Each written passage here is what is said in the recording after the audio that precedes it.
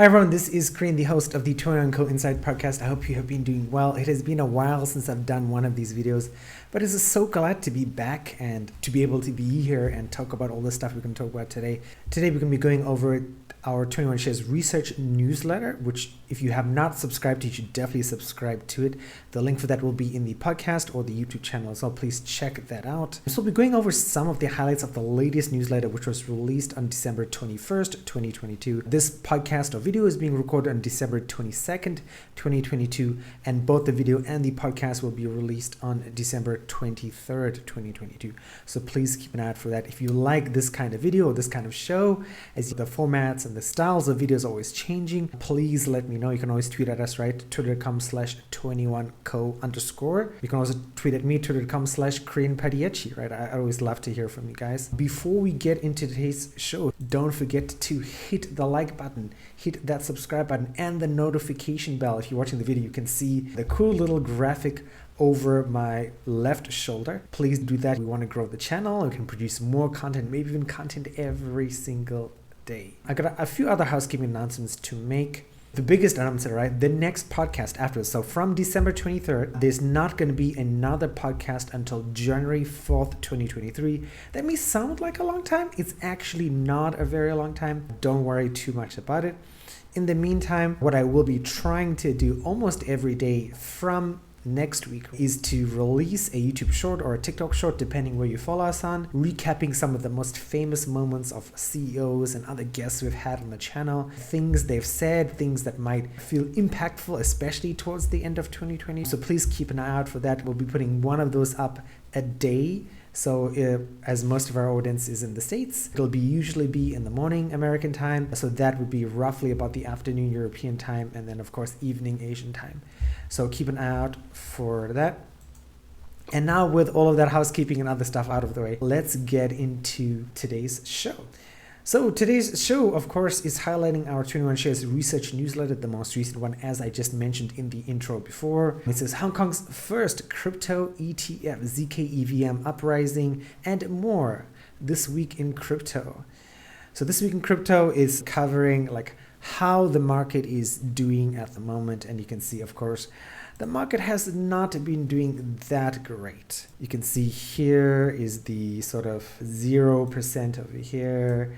And that's the line, right? And you can see everything is pretty much just pointed downwards with certain things, right? Like you can see here, right? And here, all these things are like just like absolutely terrible, right? With more than 10% declines in the way that they're looking at. Let's have a look at the current state of assets, right?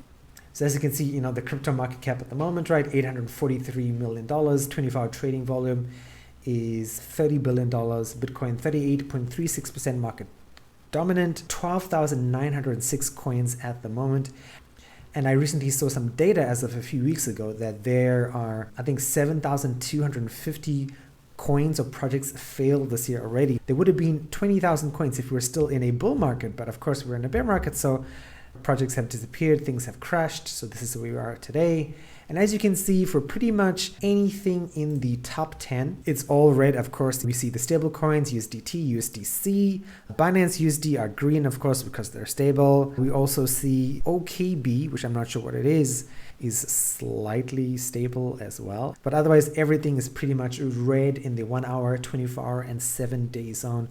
So market not looking too good, and then again with good reason. The news has been terrible. We've had the SBF FTX news, which has not disappeared just yet. He's being extradited to the US, and we can talk about that as our next story. We also have various regulations and organizations and people in various political parties saying we need to ban cryptocurrency or we need to regulate cryptocurrency this way. This is why the market is the way it is. And then again, if you look overall at the equities market, it is not looking great.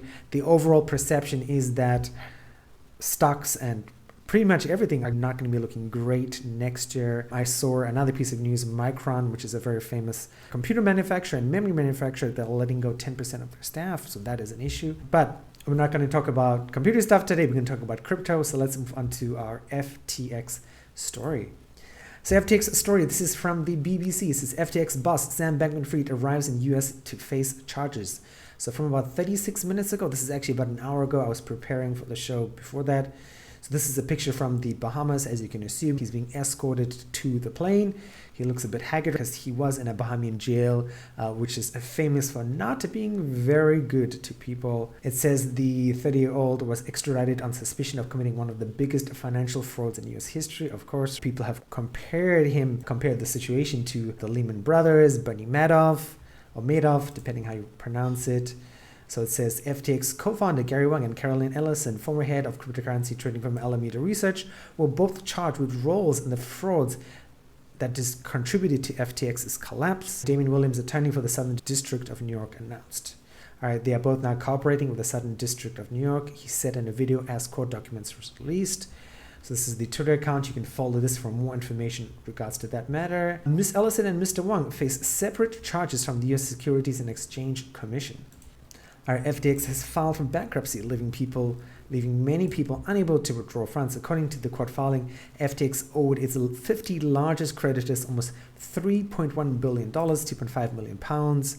So there are various graphics and pictures about that. You should definitely go check them out if you're interested in that. That will tell you who are the 50 biggest creditors, why some people have actually said that the regular people, John Doe and Jane Doe, are unlikely to get their funds because the creditor is going to get their money first, which is kind of unfortunate.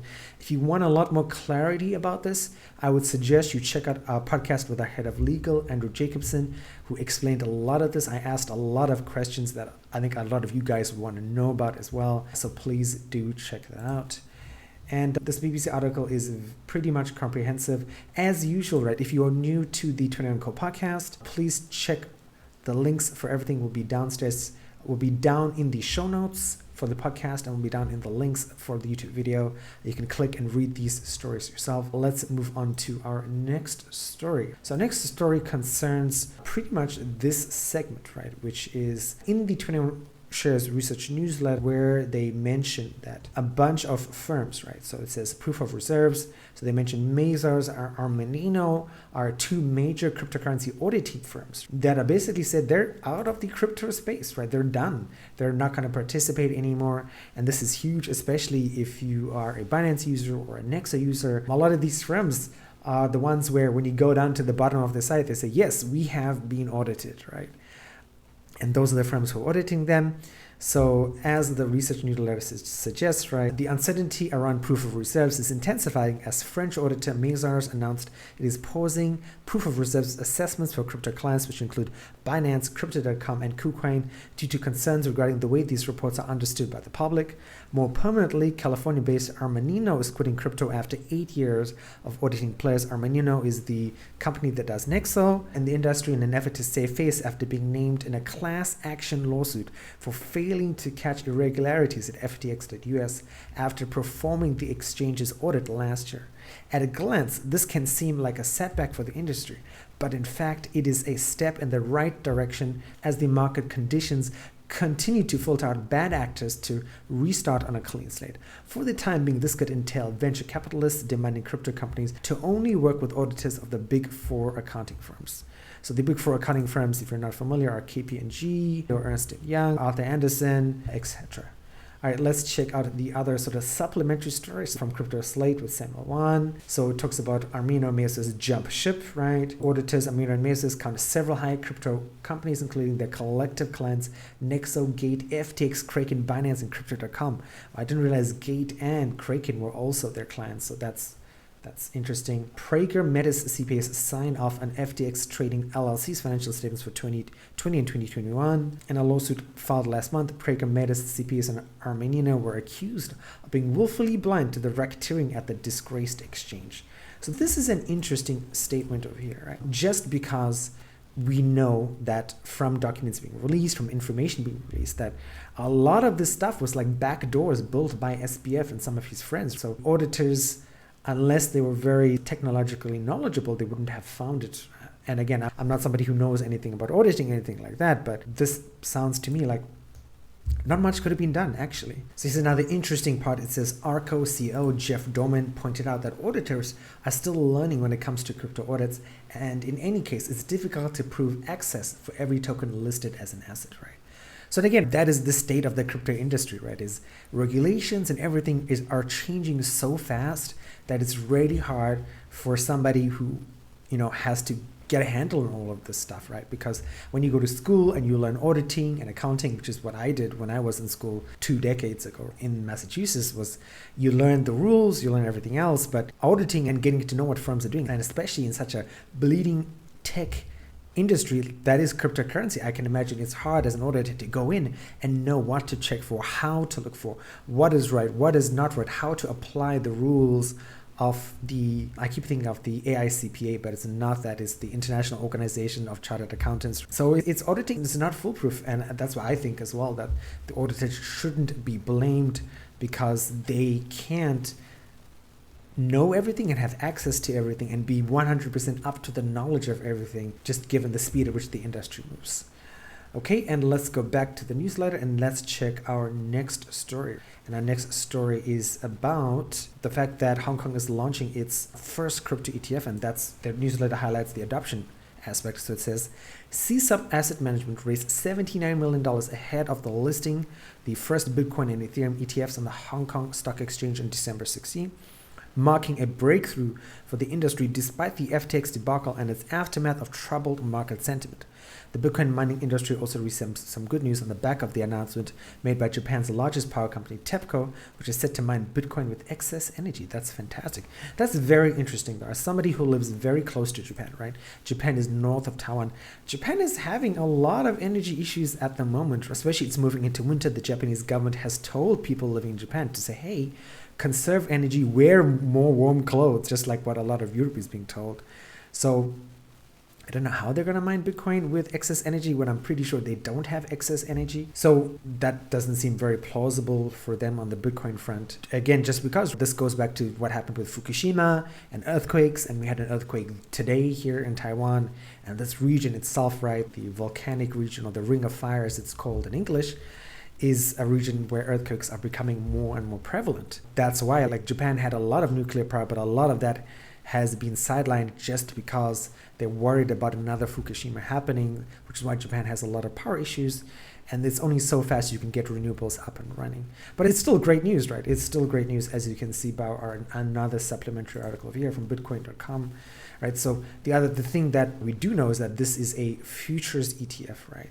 So it says crypto futures ETFs raised more than 73 million ahead of Hong Kong launch. So people obviously want to take advantage of the volatility of what's going on with Bitcoin, what's going on with Ethereum as well, and the futures ETFs that make sense. It would have been great if this was just a regular ETF or a spot ETF, which is the terminology. That's not happening just yet, but this is a first step towards adoption, which is always good news, right? So it says, here's a quote. So it says, the only crypto assets allowed by Hong Kong Securities and Futures Commission at the moment, commenting on the development, Yi Wang, head of the quantitative investment at 𝕋𝕚𝕐, started. Coming after the recent liquidity problems affecting some of the crypto platforms, our 2 crypto futures ETFs demonstrate that Hong Kong remains open-minded on the development of virtual assets. So that's great, right? Because as we know, Hong Kong is influenced heavily by mainland China, especially now, and mainland China has had no cryptocurrency, but Hong Kong was able to get this done despite the CCP's philosophy on cryptocurrency and virtual assets. So good for them, because Hong Kong has long been a place where like East and West meets when it comes in terms of financial regulation and money and assets and things that you can do. I think that's very good for Hong Kong, and I'm hoping they will have more adoption in the future. If not, Taiwan can also have more adoption as well when it comes to cryptocurrency. And let's move on to our last story for today. So there's a bunch of other stories, right? I chose the top stories that I think would be most interesting to regular people just like you guys. So it says the NFTs and the metaverse.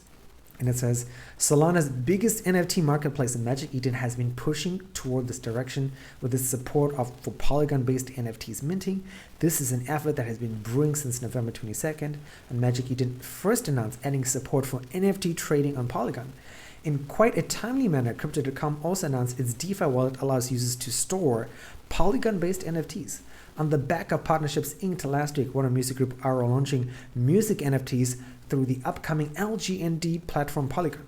LGND Music is an innovative music and collectibles platform that will support digital collectibles from any blockchain in any proprietary player, allowing consumers to play the digital collectibles or virtual vinyls on the go. That is awesome. Hopefully they can have the quality of vinyls, because vinyls are something that are having like a bit of a comeback.